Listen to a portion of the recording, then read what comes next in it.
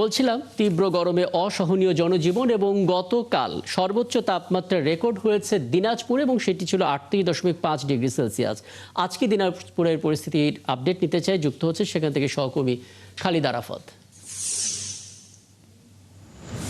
খালিদের আগে আপনার সঙ্গে কথা হচ্ছিল এবং আপনি একটা ধারণা দিচ্ছিলেন বিকেল 3টায় আবহাওয়া অধিদপ্তরের পক্ষ থেকে যে ব্রিফটা হবে, যেই ধারণাটা দেওয়া হবে তাতে হয়তো আজও সর্বোচ্চ তাপমাত্রা এই দিনাজপুরেই হতে পারে। জনজীবনের চিত্রটা একটু বলবেন, বিশেষ করে হাসপাতালগুলোর ছবিটা কেমন, বিশেষ কোনো পরামর্শ আসলে চিকিৎসকদের পক্ষ থেকে আছে কিনা?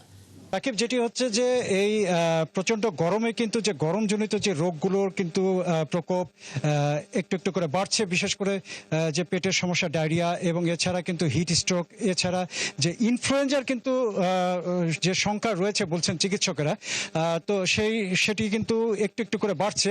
আর যেটি হচ্ছে যে গত দুদিন ধরে কিন্তু দিনাজপুরে প্রচন্ড তাপমাত্রা এবং সর্বোচ্চ তাপমাত্রা দিনাজপুরে 38.5 ডিগ্রি সেলসিয়াস।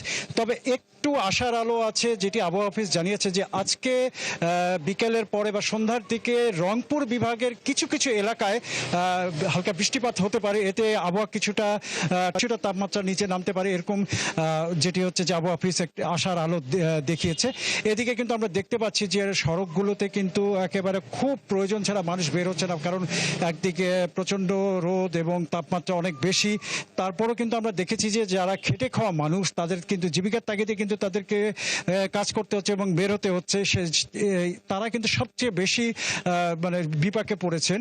আর এদিকে যেটি হচ্ছে যে দিনাজপুরে কিন্তু যে জলীয় বাষ্পের যে পরিমাণ সেটি কিন্তু রয়েছে প্রায় 77%, যার কারণে কিন্তু যে আর্দ্রতা এবং জলীয় বাষ্পের কারণে কিন্তু প্রচন্ড ঘাম হচ্ছে।